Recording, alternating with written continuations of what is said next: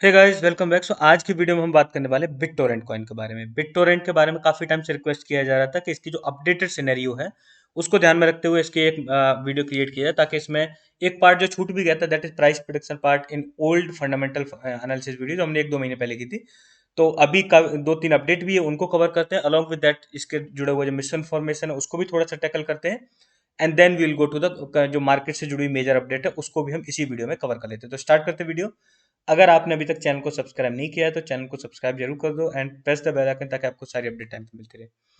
Current में आप देखोगे तो दशमलव को 608044 पे ट्रेड कर रहा है। अब यहाँ पे कई बार कई यूजर्स ने, मैंने देखा, कमेंट में बोलते हैं कि प्राइस को आईएनआर में भी बता दिया करो तो ज्यादा कन्वीनियंट रहेगा। अगर हम दो दो फ्रेमवर्क यूज करेंगे, कभी हम आईएनआर में बोलेंगे कभी हम डॉलर में बोलेंगे, तो खिचड़ी बन जाएगी और बहुत ज्यादा कंफ्यूजन हो जाएगा। इसलिए एक ही फ्रेमवर्क यूज करते हैं, दैट विल बी कन्वीनियंट। जब भी आपको डाउट आया करे कि इसका आईएनआर में प्राइस कितना है, तो जो करंट में यूएसडीटी का प्राइस है उससे आप मल्टीप्लाई कर लिया करो, तो आपको इजीली पता चल जाएगा कि कितना अभी करंट में आईएनआर में प्राइस है। और आप किसी इंडियन एक्सचेंज पे जाके देख सकते हो, बड़ी आसानी से एसेस कर सकते हो उसके लिए। और नहीं तो मास लेवल पर कंफ्यूजन क्रिएट होगा। That's why we are keeping one standard only, तो इसीलिए हम डॉलर में ही पूरा प्राइस लेके चल रहे हैं।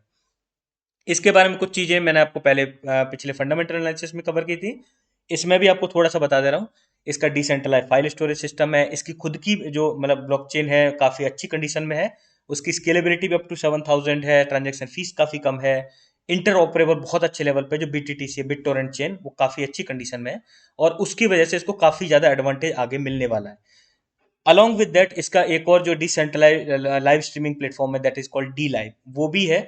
और ये ट्रोन इकोसिस्टम का पार्ट है। ट्रोन इकोसिस्टम आज की कंडीशन में काफी अच्छी कंडीशन में है कंपेयर टू अदर्स। बस बेशक ऐसा नहीं कह सकते बहुत अच्छी कंडीशन में, लेकिन तब भी वेल स्टेब्लिश कंडीशन में आप उसको कंसीडर कर सकते हो। अब इसमें कोई बर्न मैकेनिज्म नहीं है, ये चीज ध्यान में रखना, क्योंकि हम ऑलरेडी इसका प्राइस प्रोडक्शन पार्ट करेंगे तो वहां पे आपको थोड़ा सा एक हार्श रियलिटी पता चलेगी, कितना ज्यादा मिस इन्फॉर्मेशन इसके बारे में फैलाई जा रही है। पोटेंशियल है, लेकिन मतलब इतना नहीं है जितना ये लोग बोल देते हैं कि $1 $1, ये सब वो एक्चुअली इसके लिए पॉसिबल नहीं है।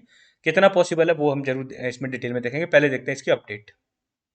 पहला तो इसने बोला है, इन्होंने अनाउंसमेंट रिसेंटली की है कि जो टोटल वोल्ट कॉन्ट्रैक्ट्स हैं वो एक्सीड कर गए 2.2 मिलियन।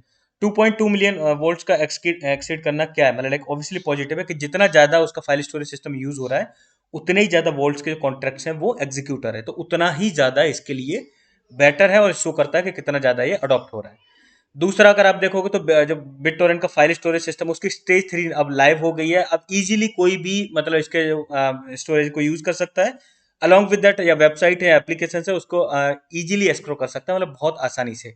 तो ये कई स्टेज में इसका ऑलरेडी डेवलपमेंट चल रहा था, अभी इन्होंने स्टेज 3 भी लाइव कर दिया, which is also positive for bit Torrent. लेकिन प्राइस में फिर भी अप्रिसिएशन देखने को नहीं मिल रहा है। यहाँ पे एक मिसकंसेप्शन यहाँ से जुड़ा हुआ है, मैं आपको वो भी डिटेल में बता दे रहा हूँ। यहाँ पे अभी इन्होंने रिसेंटली अनाउंसमेंट की है 60.2% ऑफ 990 बिलियन जो बीटीटी ओल्ड थे वो अब बर्न कर दिए गए। ठीक है। अब यहाँ पे कंफ्यूजन क्या होता है और किस तरह से लोगों को कंफ्यूज किया जाता है, वो ध्यान से सुनना।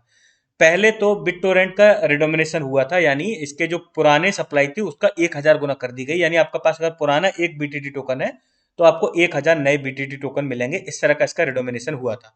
990 बिलियन से सप्लाई सीधी सीधी हो गई 990 ट्रिलियन, आप ऐसा समझ लो।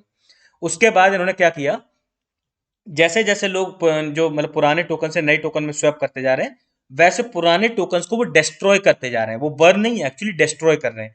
तो अब है तो बर्न ही, मतलब बर्न करके ही डिस्ट्रॉय कर रहे हैं, लेकिन इसका मतलब ये नहीं उसके प्राइस में कोई प्रिसिशन देखने को मिलेगा। और यही लोगों को कंफ्यूज कर दिया जाता है कि अरे पुराना इतना बर्न हो गया, इतना बर्न हो चुका है।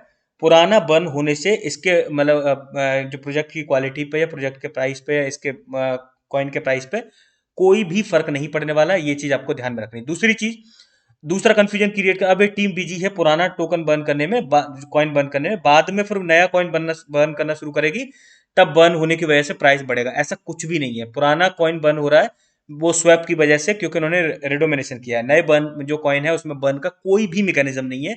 ये चीज आपको अच्छी तरह से दिमाग में बैठा लेनी है कि नया में कोई भी बर्न नहीं है और कोई भी टोकन मतलब कॉइन डिस्ट्रॉय नहीं हो रहे। अब आता है प्राइस प्रिडिक्शन वाला पार्ट। तो इसमें मैंने ऑलरेडी बताया आपको कि अगर बीटीटी टोरेंट जो मतलब बीटीटीसी है यानी बिट टोरेंट चेन, वो बहुत अच्छे लेवल पर अडॉप्ट हो जाती है, बहुत अच्छा अगर मतलब उस पर ज्यादा प्रोडक्ट मतलब जो प्रोजेक्ट्स हैं वो डेवलप हो जाते हैं, इंटरऑपरेबिलिटी में काफी और अच्छी स्टेब्लिश हो जाती है। उस केस में इसमें 50 गुना करने की क्षमता है। वो मैक्स टू मैक्स है, इससे ज्यादा नहीं। एंड अगर रियलिस्टिक अगर फिजिबल टारगेट लोगे तो 25x का इसका टारगेट ले सकते हो, अगले बुल रन के पीक तक इतना करने की इसमें क्षमता है।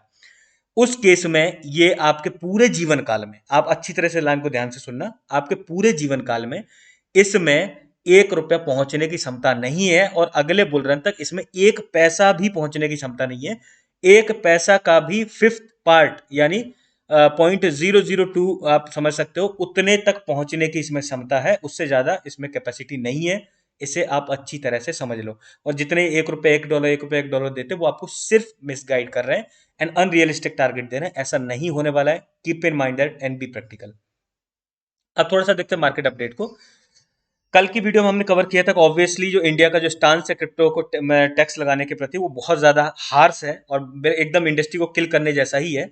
क्योंकि पहले उन्होंने 30% टैक्स इंट्रोड्यूस किया, on front 1% TDS, then several जो क्रिप्टो एक्सचेंजेस उन पे रेड डाल दी गई जो ईडी की तरफ से, और मतलब उनके मतलब ऑब्वियसली इश्यू कुछ और बनाया गया कि जो मनी लॉन्ड्रिंग हुई है, मतलब फिजिबल लाइक मतलब जेन्युइन भी लगता है, लेकिन फिर भी कुछ ज्यादा ही मतलब एकदम टारगेट पर रखा गया क्रिप्टो इंडस्ट्री को। अभी जो बाइनेंस के सीईओ उन्होंने बयान दिया कि अगर इंडिया इसी तरह से टैक्स लगाता रहा है, अपना टैक्स का इसी तरह से स्टांस मेंटेन रखेगा, क्योंकि अभी उसने ओवरसीज जो बैठे हुए उनको भी टैक्स लगाने का ड्राफ्ट लेके आया है। उसके बाद जो भी एक्सचेंज जो बाहर से ऑपरेट कर रहे हैं इंडिया में, उनको भी मतलब टैक्स मतलब के दायरे में लाने के लिए उसने जो ड्राफ्ट लाने की तैयारी की है। तो उसकी वजह से उन्होंने बोला है कि जो अगर इसी तरह से टैक्स अगर लगते रहेंगे या इसी तरह का टैक्स स्टांस अगर मेंटेन रहेगा, तो इंडिया की मतलब पूरी वर्ल्ड की नहीं, इंडिया की जो क्रिप्टो इंडस्ट्री है वो मतलब खत्म हो जाएगी। इट मतलब ये it will kill the industry, मतलब जो टैक्स है वो मतलब इंडस्ट्री को खत्म कर देगा। और ये आप समझ लो बहुत बड़ा ब्लैक स्पॉट होगा। आईटी में इंडिया इतना आगे है और उसमें अगर ब्लॉकचेन बेस्ड जो फ्यूचर है और उसकी इंडस्ट्री ही खत्म हो जाए, तो इससे बड़ी मतलब लाइक बुरी बात क्या हो सकती है। बट अब किसी की समझ में आता नहीं, और मतलब लाइक इंडियन जो ऑब्वियसली जो पॉलिटिशियंस हैं वो इस बात को समझने को तैयार भी नहीं है। दूसरा इन्होंने बोला है कि जो सीबीडीसी है, अभी करंट में हम देख रहे हैं कई सारी कंट्रीज, जैसे Kazakhstan is on boarding on CBDC, वो ऑब्वियसली बाइनेंस की चेन पर अपना बना रहा है CBDC. And several other countries है। इंडिया ने भी अपना जो पायलट प्रोजेक्ट है ई रूपी वाला जिसका सीबीडीसी है जो उसको लॉन्च किया है, और अभी एक लिमिटेड एनवायरमेंट में टेस्ट आउट हो रहा है, लेटर ऑन वो बड़े मास स्केल पर अडॉप्ट होगा।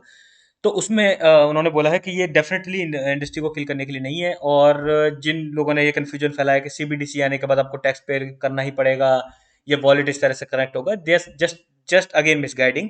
सीबीडीसी अभी इतनी इनिशियल स्टेज में है कि अभी उसको एग्जैक्ट किस तरह से वर्क करेगा क्या, वो सब ट्रायल में चल रहा है। इनको अभी कुछ भी नहीं पता मतलब यहाँ से वॉलेट कनेक्ट करोगे वहां से करोगे, it won't work like this. पहले उसको आने दो, उसकी डिटेल्स आने दो, तब पता चलेगा। अभी गवर्नमेंट से आगे ज्यादा आप नहीं समझ पाओगे। पहले उसको मतलब like जब तक प्रैक्टिकल ग्राउंड पे नहीं आएगा तब तक आप नहीं कह सकते कि किस तरह से क्या होगा। But obviously CBDC will be blockchain powered, यानी ब्लॉकचेन बेस्ड ही होगा। Central bank digital currency the full form for CBDC. Master card ने अभी क्या क्या 7 क्रिप्टो ब्लॉकचेन स्टार्टअप है उनको अपने जो इनोवेशन प्रोग्राम के थ्रू मतलब इंटीग्रेट किया अपने साथ। ये ऑलरेडी मतलब जब से इसने अपना इनोवेशन प्रोग्राम 2014 से स्टार्ट किया, तब तब से लेके काफी सारे प्रोजेक्ट्स को इसने ऑलरेडी किया है। But recently we are seeing, चाहे वीजा नेटवर्क हो, चाहे मास्टर कार्ड हो, चाहे अदर जो पेमेंट जाइंट्स हो, वो मतलब उनका काफी ज्यादा अग्रेसिव मतलब अडॉप्शन देखने को मिल रहा है क्रिप्टो की तरफ, और ये काफी ज्यादा पॉजिटिव है क्रिप्टो मार्केट के लिए। लेकिन ये बहुत बड़ा दुर्भाग्य है इंडिया में कि जो इस तरह के मतलब ऊन जुनून मतलब होते हैं ना, मतलब जरूरत से ज्यादा और हैवी टैक्सेस लगा दे रहे हैं, जिसकी वजह से इंडस्ट्री बहुत हेफ्टी अमाउंट में सफर कर रही है। एंड आगे अगर इस तरह से ही चलता रहा तो वो और भी ज्यादा सफर करेगी, that's for sure. So that's all for today. I hope you like the video. Video अच्छी लगी तो वीडियो को लाइक जरूर करें and make sure you subscribe the channel. Thank you guys.